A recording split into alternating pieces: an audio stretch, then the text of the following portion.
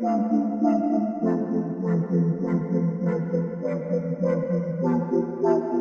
into the Film Guy Network. It's football season, which means I've got a film study for you.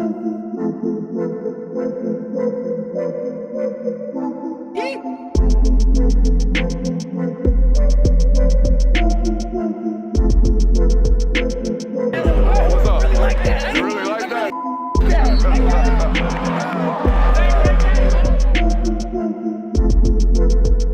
Let's shut up and grind some tape. What is up, ladies and gentlemen? Welcome in to the Film Guy Network on a fabulous Sunday evening here inside the studio.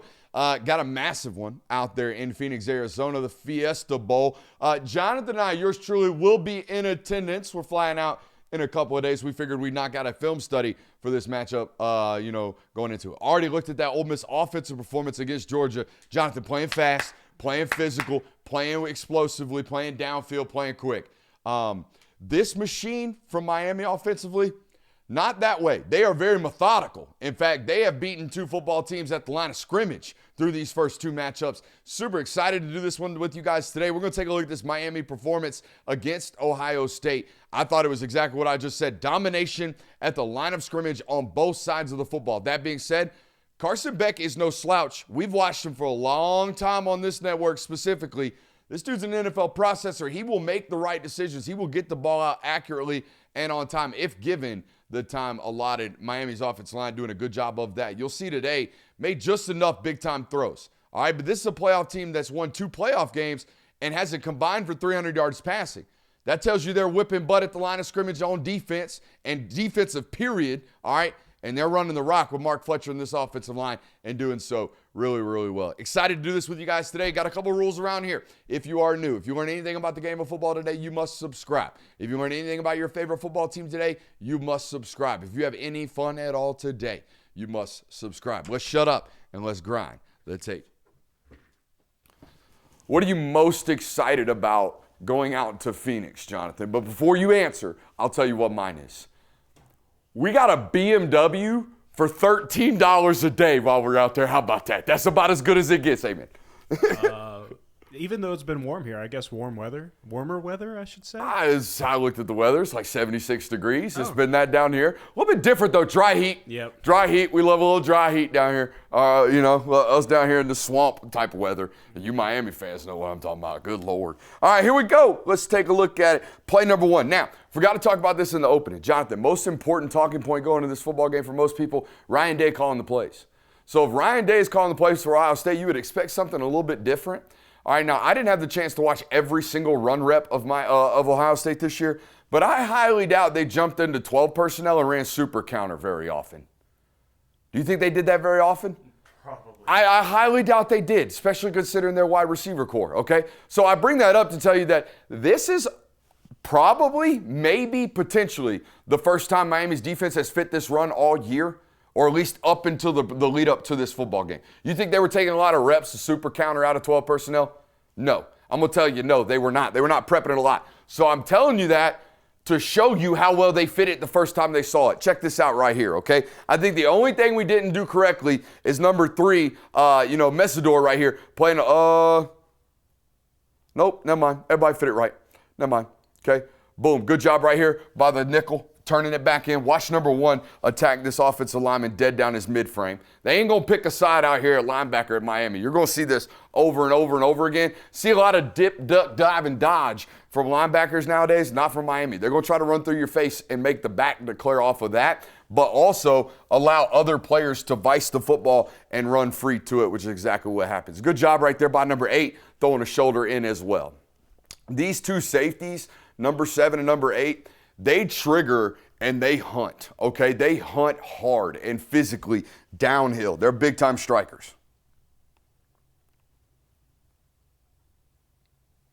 Now, I'm always curious whether or not to leave things like this on the film study, but I'm going to leave it anyways. Now, RPO, right? Every play could be the play. We talk about this all the time. Okay, we talked about it on the last study.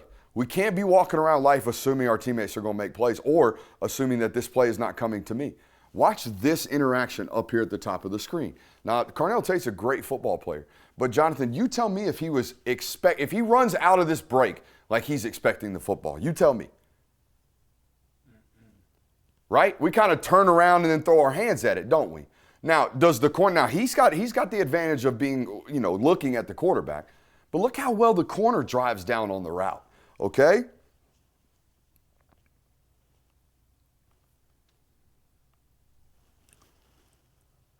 Every play, we got to assume it's coming to us, okay?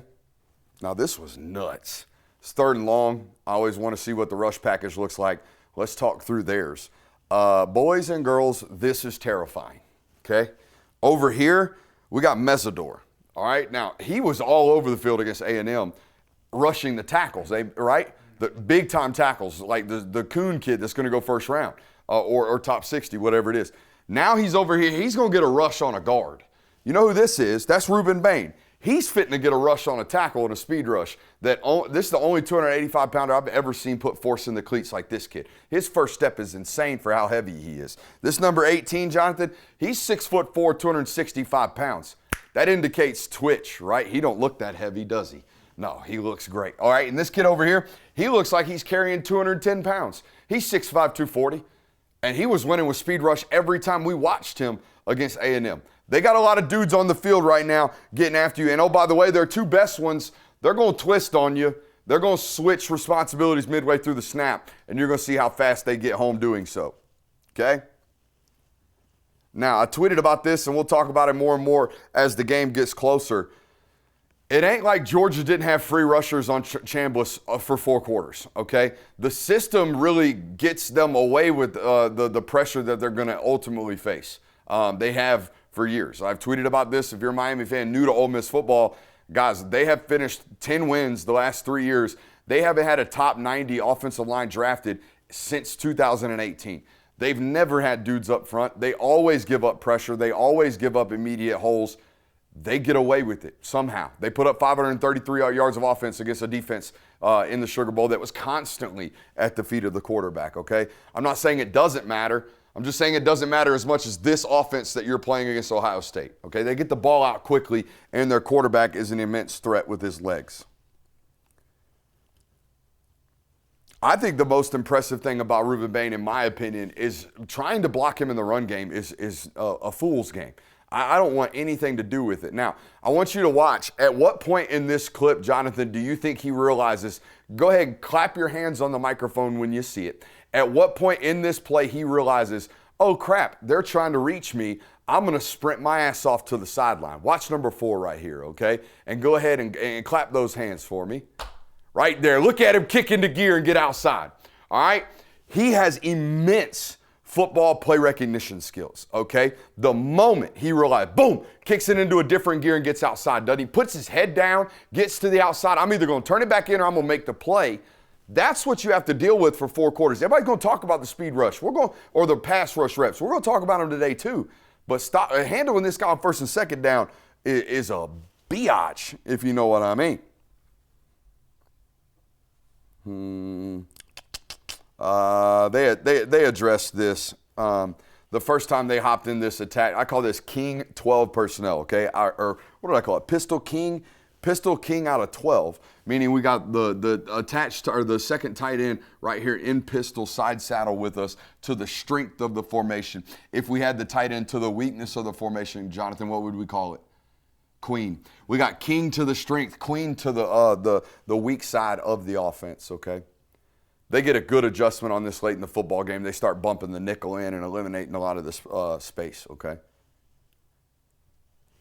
But again, these are plays that I would imagine Miami hadn't fit just yet. As the game progresses, they bring Keontae Scott in here and almost run like a 4-3 with him. Eliminate a lot of that space. See those safeties, they ain't scared to stick their nose in.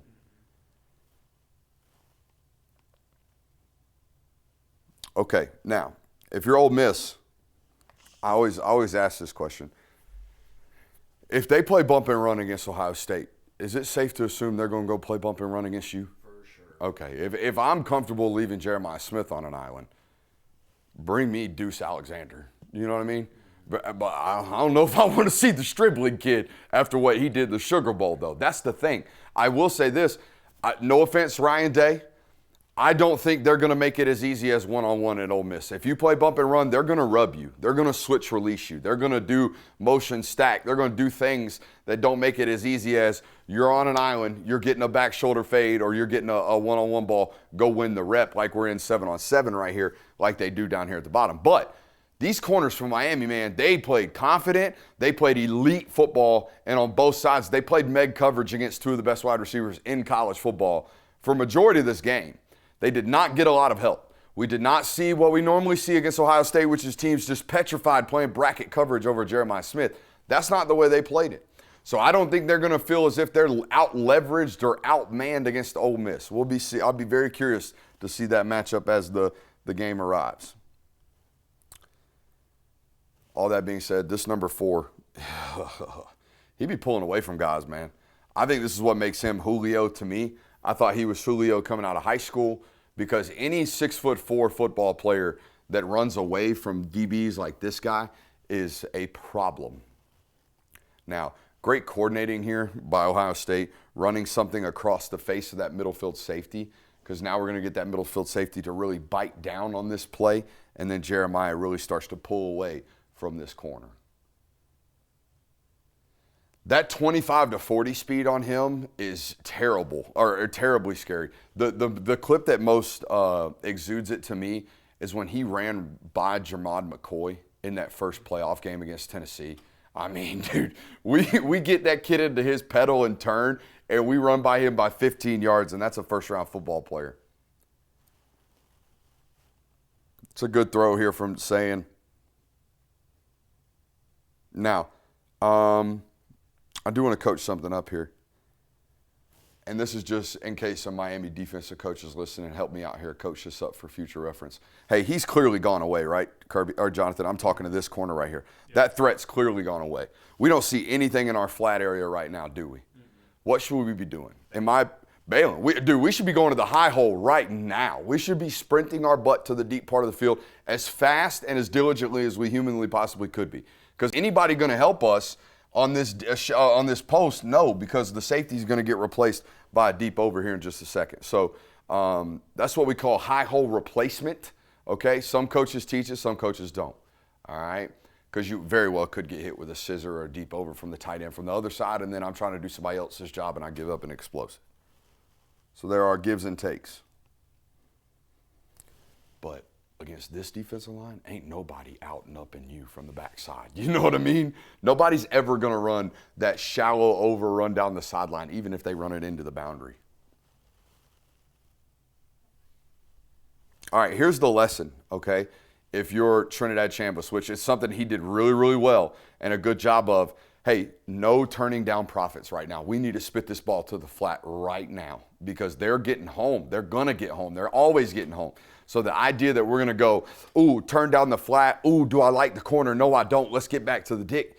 You're not going to get back over here. You're going to get back on your back if we wait that. So we cannot turn these things down immediately right now. We need to spit that ball out. We're dead. We're dead in the water. We're clicking over in our progression, and that's fine, but we're going to get sacked against this unit, okay?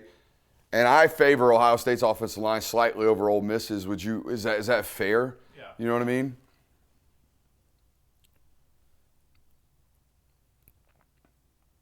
It's just a no winning situation right here for this left guard.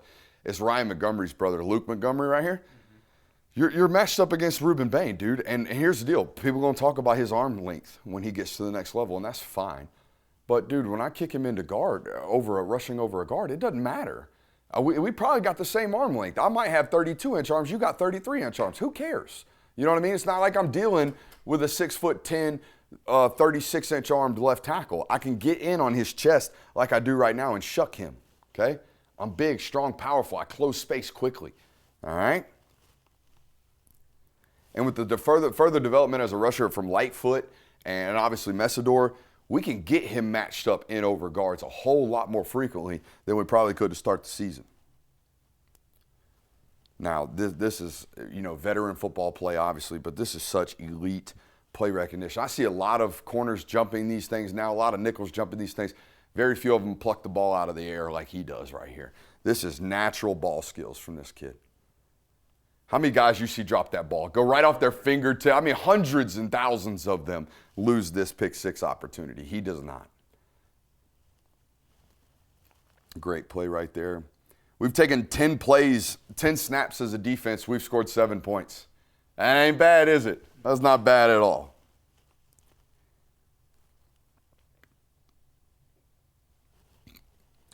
Now, I think Ole Miss's offensive line is going to get destroyed like this too, okay? But I don't think it really matters. Does it? It didn't the first time. It didn't. It didn't. It hasn't mattered 2 times in a row against a defensive line like Georgia's or like Miami. Miami's is better. Mm-hmm. It's considerably better. So maybe that's the difference. Maybe they get him on the ground. Maybe they're able to get him on the ground. But this type of stuff where we give up a 12-yard chunk, like that is what Ole Miss does. Like this is what they do. Free rushers be damned. Like I tweeted out a clip today of a center just getting absolutely walked through like water, and it's a 17-yard reception in the red zone. There is no win, and it's why teams ultimately play bump and run man-to-man coverage against them, because if we do get pressure, he can't just spit the ball out. Now he's got to go make a play. Well, he made a whole lot of plays in that football game, okay?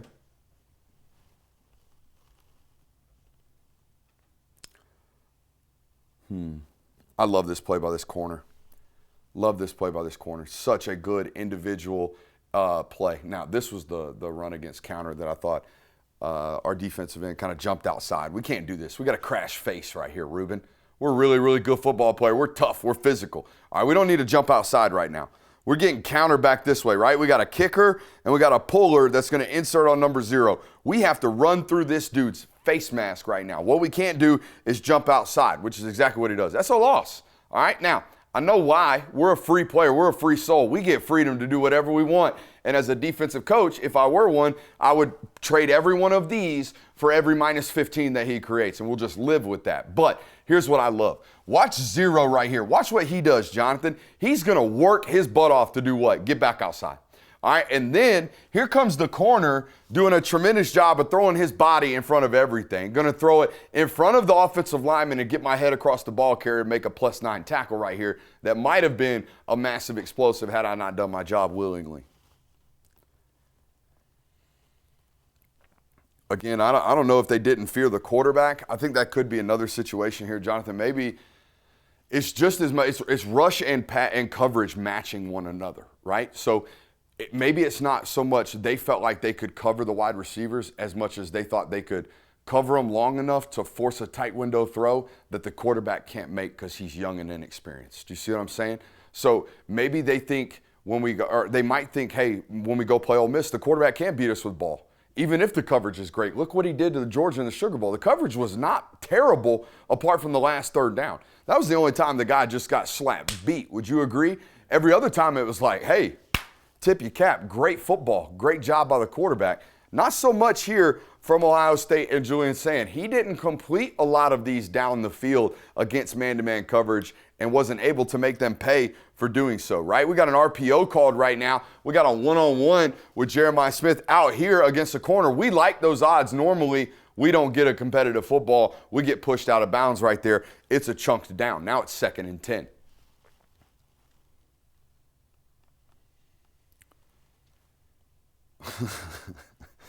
These dudes play such havoc-wreaking football. If you got 2 speed rushers or 2 good edges, what do you want to do all the time? You want to help them out, right? You want to chip them, okay? But if we're chipping, and if we have to really, really chip hard, we really mess up our hot options, right? If we're chipping the edges and then trying to get out into the flats, we're going to get there late because we're doing so much of a heavy job chipping protection.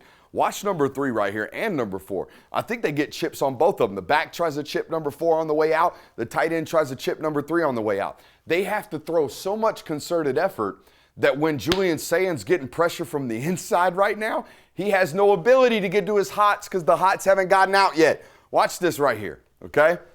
Number 3 is going to absolutely jack up the timing of the release and now go beat the tackle with an outside speed rush and get home, all right? All the while, the interior, actually the edge rusher from the outside, Keontae Scott, gets a free run, okay? We miss him there. 99, Morton's already gotten to the quarterback, and then 3 finishes on us. Not much you can do there, huh? Probably sitting at home going, we got to get rid of the football. Well, we really can't. We're trying to do a lot to make sure we can even get to our drop right now. Now, when I first looked at this, I was like, man, what a rep by number 1. Watch this track he takes to this ball carrier, Jonathan. Look at this. Boom, boom, boom. Inside seal, beat the guard, boom, close. Elite play, right? All right, now go back and look at what the nose tackle does. Because he's the reason that we get to run free. Look at this get off from 99. Watch this. Okay? We're well into these guys' chests before they can even get off the line of scrimmage. We're going to hold and reset the line of scrimmage, put them back into the lap of the running back, and then allow our linebacker to run free. Also think this is a little bit of snap manipulation. We're playing off the quarterback's leg. Watch the quarterback pick his leg up, and then the nose tackle immediately take off. Watch this. Boom. You see that right there? That's just being a veteran football player. Also comes with age. All right? Also comes with age and experience. You can really see the clip of it right here. I love this Torrey kid. He's already, he had some knee injuries, I think, already in his career, but you would never know. The kid runs like a deer. Now, one thing I will tell you, you ain't going to be able to do this week. That is a bust. We got one running naked down the middle of the field. And you could say, Bub Brooksy, we got a lot of pressure on these guys, and we got the quarterback rattled. That's fine. Number 6 doesn't seem to have gotten rattled at any point this year. And that's what's crazy. So if we leave a runner like this, we might have given up a 90-yard touchdown to Ole Miss. Okay, so we can't do this week as a defense, all right? Hey, we'll take a quick minute to give a shout out to our friends over at Sleeper. What a great time to be here on this network this year, but also a great time to be with our friends over at Sleeper. Go over to Sleeper today, the #1 place for daily fantasy and prop plays. Sleeper Picks is a real money product that connects friends over picks. Choose 2 to 8 of your favorite players from pregame, live, or even across different sports. Pick more than or less than the predicted stats. It's that simple. On Sleeper, you can get up to 100x payouts. Share with your friends and get rewarded today. Use promo code Brooks, as you see on the screen, on Sleeper and get 100% deposit match up to $100. Again, that's sleeper.com/promo/Brooks. Terms and conditions apply. Boys, as you know, we're about 28 minutes at the time of this ad read from the kickoff of NFL Sunday. So go ahead, run over to Sleeper right now. I'll give you permission to leave the stream actively. Go over to Sleeper, get a play in right quick, and get paid. We appreciate those folks over there at Sleeper. Again, that's promo code Brooks over there on Sleeper.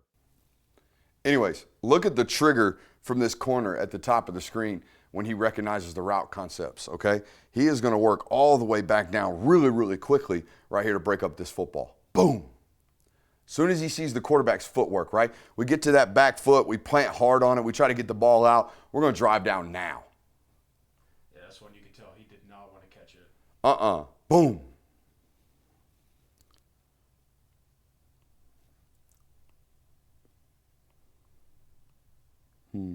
All right.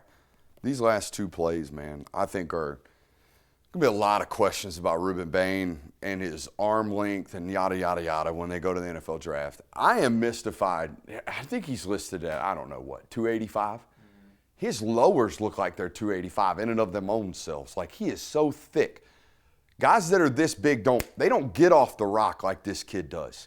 A lot of talks about arm length, but his arm length doesn't really impact the fact that he swipes the piss out of hands every time he rushes. Watch him in this rep right here. He's over here, okay? He's going to stress the absolute you-know-what out of number 70 with speed, and then we're going to get to those hands. You see that, Jonathan? Like, okay, he's got short arms. He's 285 pounds. He speed rushes and bends like that. Okay, God had to limit him somehow. I would assume it was with his arm length. He plays with such great job by saying ripping through that because, my God, the amount of times that's a strip sack fumble.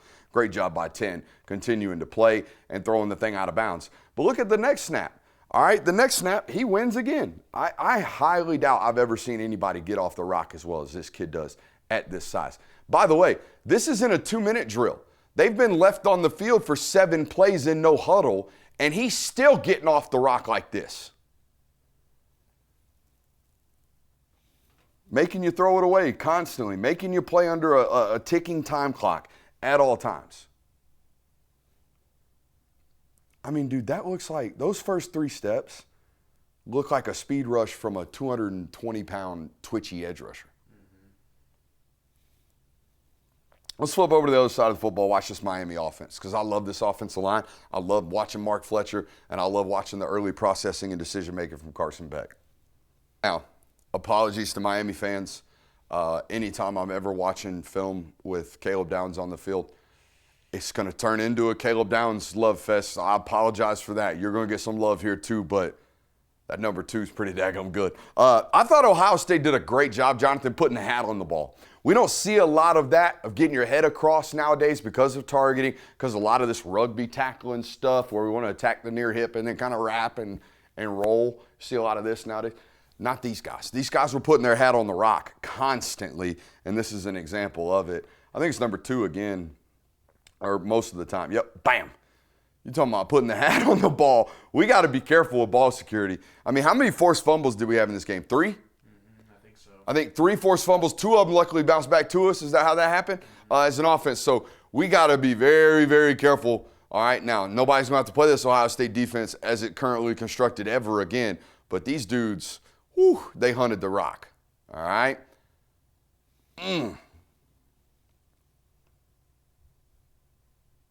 Now, here's my thing about Carson. If wide receivers are making plays, and I'm talking about making plays like they did against Notre Dame, he will unlock. He will. He will become a different player. He will start to trust people, especially if you do it early in the football game. What's about to happen right here on 3rd down is he's going to climb the pocket, all right, step up through the smoke, look to his left, throw across his body into a tight window. Technically a no-no, right?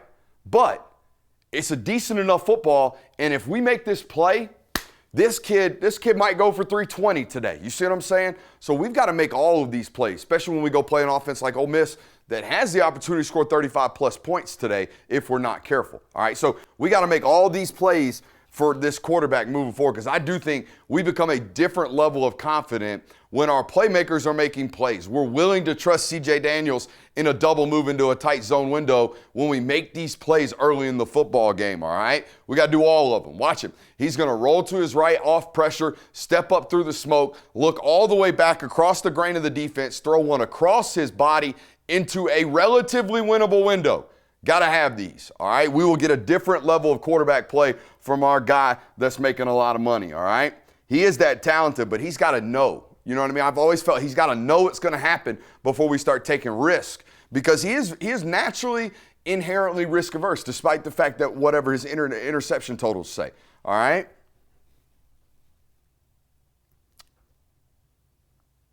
Now, one thing I know about this team, if they can protect against Ohio State, they're going to be able to protect against just about anybody. So I expect them to be able to protect the quarterback. Now, the question is, if they can protect the quarterback, can you cover the deep threats?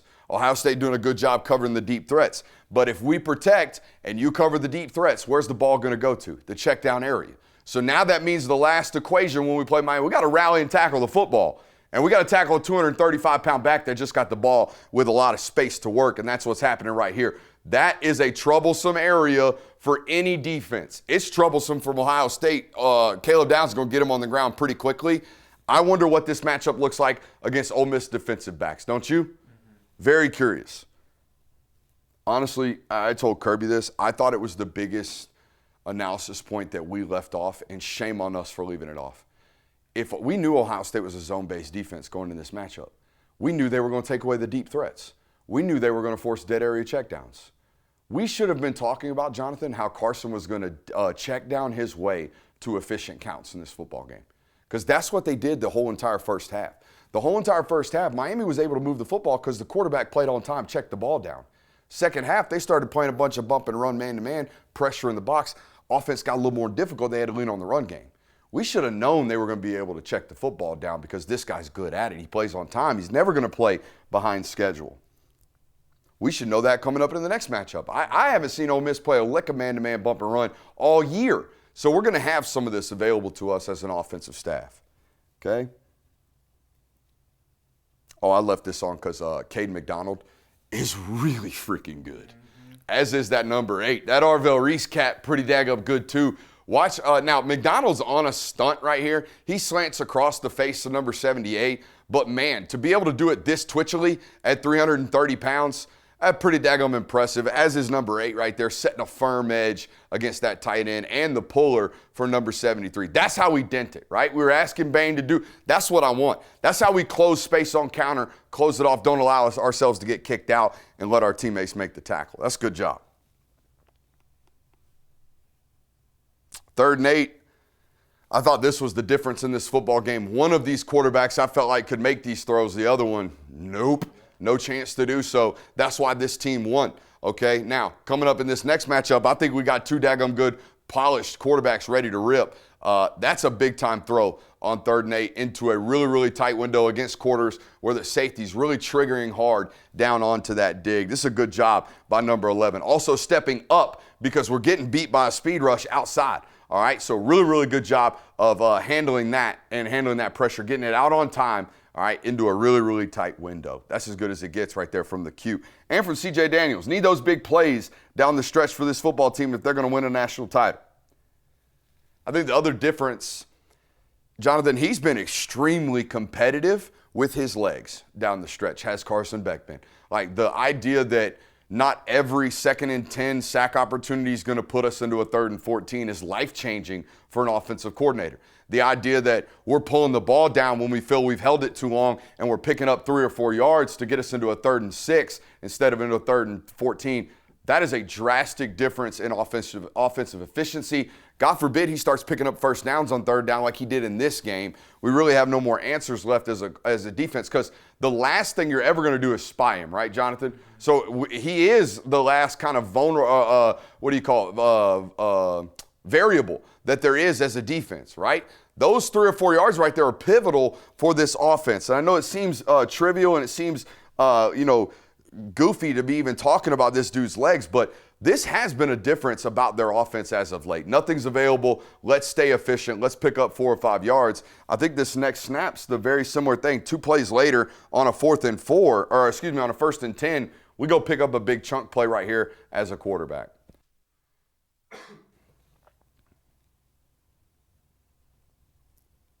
That's big for them, man. That's huge. Instead, even like sometimes, dude, he'll selectively throw those balls away. No, dude, we need to selectively choose to compete now with our legs. Don't just give the defense the down. We got to go continue to compete. Sometimes I feel like he would have just a couple of years ago maybe tried to fit into a tight window or dirt the football. Now we're going to go be that extra variable. We're going to go add ourselves in and go pick up 8 yards competitively. That's a good job, man. That's such a development in his game, in my opinion.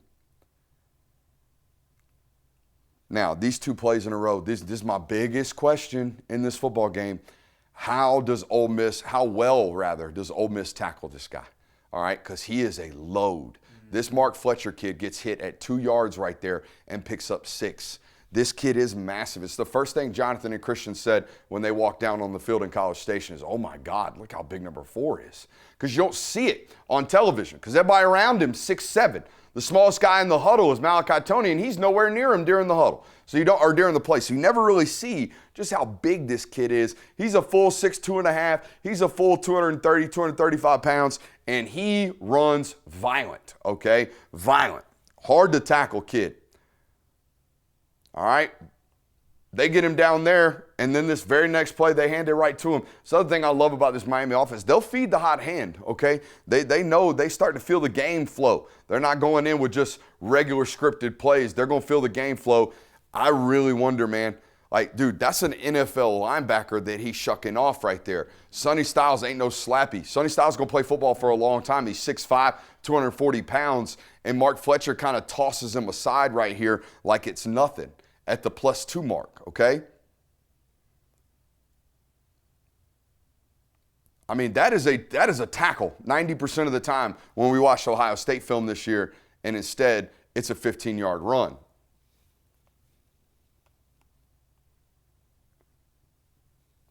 This just says that number 2 is really good. Watch this kid. Now, they had one of these, did Ohio State. They had a Malachi Tony neutralizer, if you will, however you managed to do that. But this right here, this footage, this clip of Malachi Tony with the ball in his hands, a blocker, and you got to run the angle against Tony. This has been a death matchup for a lot of teams this year. Watch Caleb Downs eat this alive like it's nothing, because to him it is. But I don't know how it's going to look. You see what I'm saying? That's what we got to start doing when we talk about these future matchups. Watch Caleb Downs go out there, unzip his feet, put his hat on the football, and stick the kid. Like, nobody does that but two normally. I haven't seen Tony get hit flush all year out in the flat. Have you? So these are the things that we got to look at and say, all right, Ohio State did this well. Are we going to do it as well as they did? Okay? Hell, we got the ball out right there. I mean, same thing right here. It says Exhibit B in this film study. Very similar thing. We're trying to hide Tony right here. We're going to motion him out, get him the rock off of, I believe, an RPO right here. All right, boom. Just spit it out to him. We're trying to run a screen. Same thing. We got a blocker. We got a blocker. We got a blocker out here for him. You are the one-on-one player that we're trying to beat with the ball. And nope. Tackle right there at the spot, okay? Those are the things we got to be as good as or better than them if we're going to be Ole Miss and stop this offense as well as these guys did, okay? Now, a lot of teams, at least in years prior watching Carson Beck versus certain defenses, most of them just say, hey, stop playing zone against this guy. He's going to tear us apart today. We got to pressure him and play man-to-man coverage, right? That's what they do. So as an offensive coordinator, we have to expect that. We have to have what we call man beaters. We have to have calls and plays ready to beat man-to-man coverage. I don't know if there's a coordinator that I've studied this year that has more man-to-man answers than Shannon Dawson. Most notably, if you're a football guy on social media, you've seen the mesh return, haven't you? They gutted Notre Dame with mesh return, didn't they? That's a man-to-man beater, right? He's got different ones throughout the script that you got to be prepared for. This is a prime example of one. They're going to motion number one away and then arrow him right into the flat, and we're going to push Malachi Tony vertical. So now all these guys that are responsible for number one, or the player that is responsible for number one, is going to have to drive over the top of underneath trash, and we're going to get a nice pitch and catch completion for a first down, okay? So they have answers for when you try to adjust to what they are doing from a zone standpoint, picking you apart, okay? Now, the other thing about this team, and we pointed this out going into their matchup against A&M, the juice that number 22, the freshman back from Tampa, has brought into this offense is totally different, okay? They play three backs now, all right? 4 is really, really tough to tackle. He's big. 22's their, like, juice guy. Watch the immediate difference in life the moment he touches the rock right here. And now, why is this important? Because we're changing angles of departure for all of our defenders that are pursuing the football. All right? When we have a different level of twitch, a different level of juice behind there carrying the football, we got to start taking different angles. Oh, crap, here comes number 4. Now I got to take a more determined angle to tackle a big SOB. See, we're throwing fastballs, we're throwing changeups, we're giving them a lot of different looks, all with the biggest and most physical offensive line left in the tournament. Would you agree with that statement? I would say Indiana's the most fundamentally sound. Yeah. I would say Miami's just dudes over and over again. You got to beat God.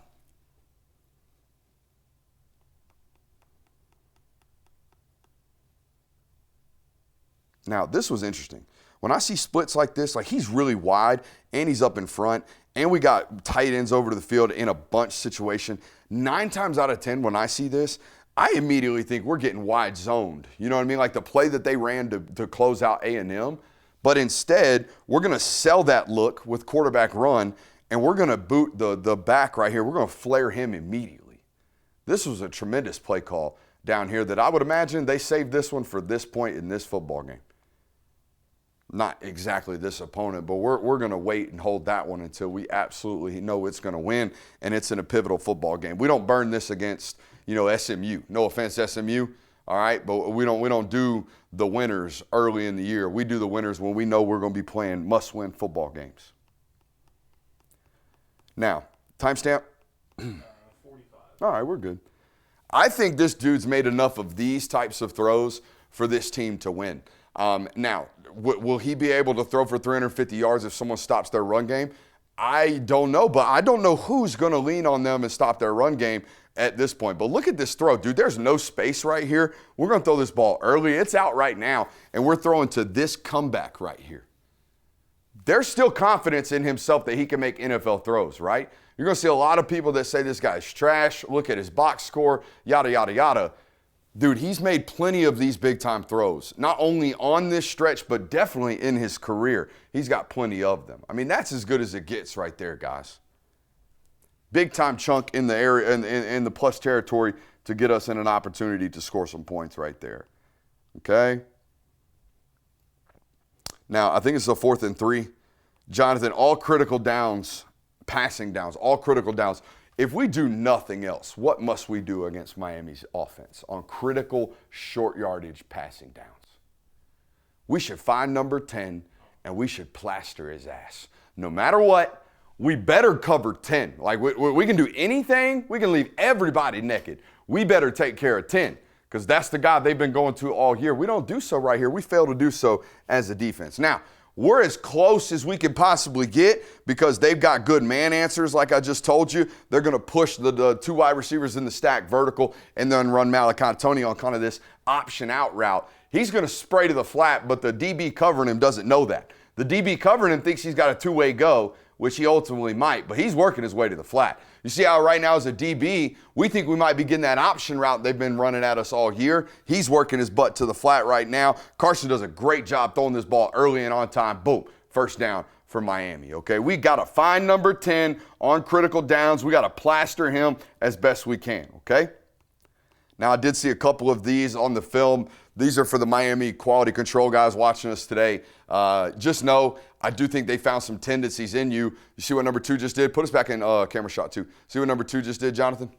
Going to the right. Yep. Watch number 0, okay? Oh, there he goes, bump, bump, bump, and then 0 does that, okay? We got some tendencies, ladies and gentlemen. We're about to take a massive negative. Now, why is this important? Why is it put on the film study? We got to break tendencies. We can use these to our advantage, honestly, as an offense. We've done certain things so many ways this year. Hey, throw a boot off this, guys. Throw a boot off this with a tight end pop, something like that, okay? We got to have tendency breakers for ourselves at this point in the season. Now, we're not going to play a super savant again moving forward. We're not going to play anybody that has football acumen and football IQ like Caleb Downs, so maybe we don't have to worry about it. But it's still there, should be noted. I just can't wait to watch how on time both of these quarterbacks play because I think that's their – like Trinidad's a great extender of the play, but I thought what stood out most to me in that football game against Georgia was how quickly he found the answers, right? Same thing with this guy. Like he's going to play on time. You're rarely going to get him behind the sticks unless you earn it. This is a prime example. He knows he's got zone coverage to the top, all right? They've been playing a lot of cover 3, some quarters match here as well, all right? We know we got this, all right? We got leverage against the corner. We got the speed out. We're going to get to the top of our drop and throw that sucker well before we're even into our break. Do we see that? The ball's already out right now, and we got that speed out all day against everybody.